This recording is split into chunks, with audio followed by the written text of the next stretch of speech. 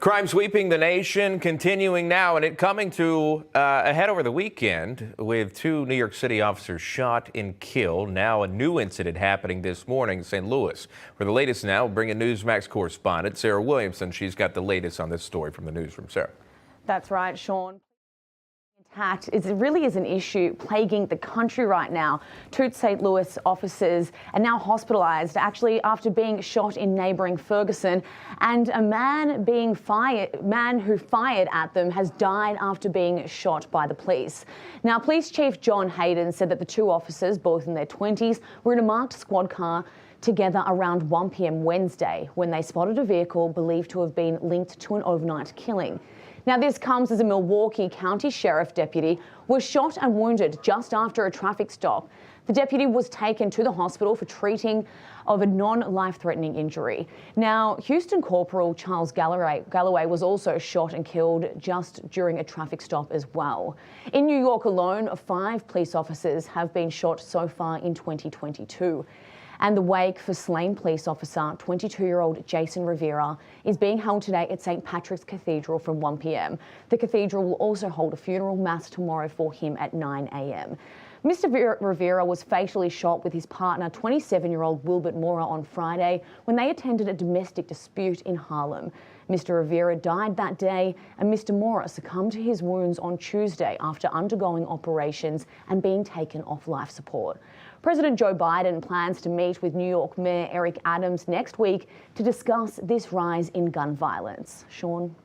Yeah, I believe, too, stories were coming out about Moore donating some of his organs to save others' lives. That's right. He's actually saved 5 lives now from donating his organs. He was an organ donor, and that's why they kept him on life support in order to keep those organs alive and then therefore save 5 lives of other people. Still saving lives until the very end. What a hero. Wow. All right. Sarah Williamson live in the newsroom. Sarah, thank you.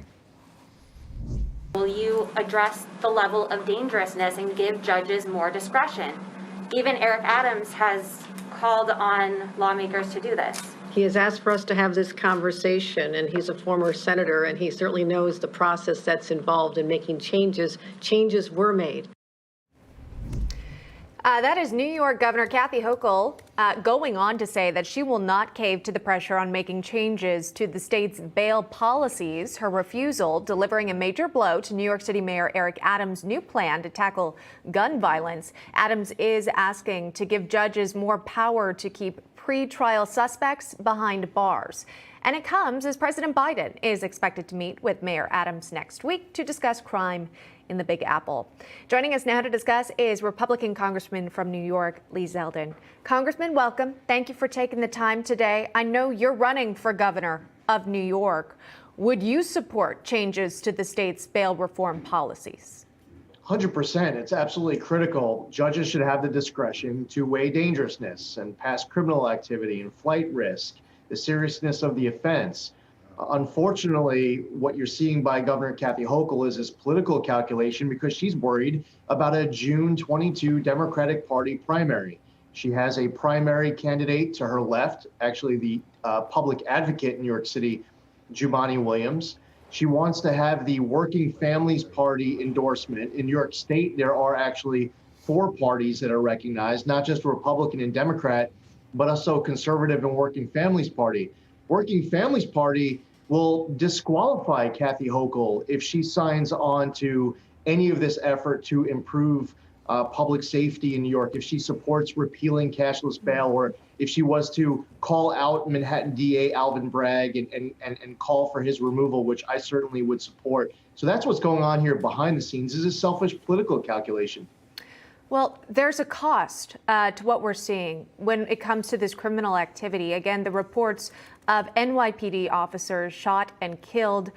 There is a funeral this afternoon for fallen NYPD officer Jason Rivera. He was so young, in his 20s, responding to a domestic violence call, his partner dying of gunshot wounds as well. You know, what's going on in the city here? What needs to be done to make sure police officers are protected?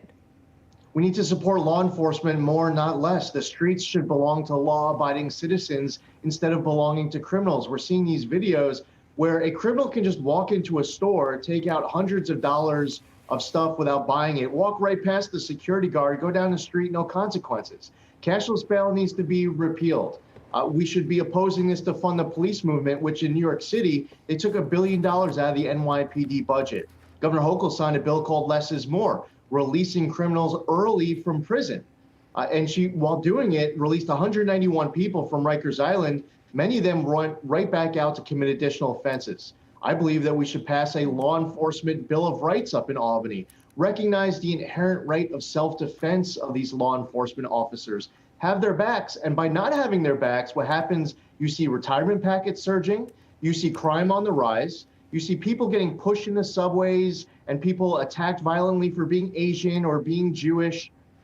There is so much that can be done. The solutions are common sense right in front of all of us. And unfortunately, the silence is pathetic. The cowardice is something that's resulting in now another funeral.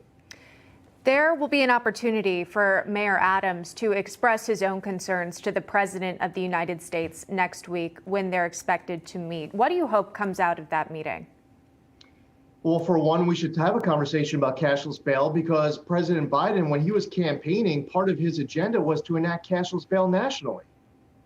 You know, when Eric Adams put out his proposal a few days ago on cashless bail, you had a whole bunch of Democratic elected officials in New York State going on social media, going after Eric Adams for the proposal.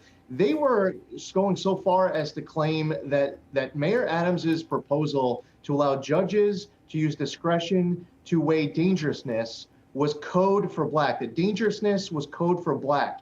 And that's coming from a woke, white, liberal assemblyman who, by the way, is Rosie O'Donnell's brother, yes, serving in the New York State Assembly, going after the black New York City mayor as if Mayor Adams is being racist by proposing this. No, he cares about public safety and crime. In order to reverse this population loss, because New York State is leading the country in population loss, you have to reverse the attack on public safety. And that's what it's about. Mayor Adams should go right into that conversation with President Biden with truth and facts on offense, because it's not just about changing minds in Albany. We also have to change minds in D.C. Yeah. Well, you talk about people leaving the state, finding a new location, perhaps seeking out a different lifestyle when it comes to how they can live their lives and what their kids' schooling experience is like.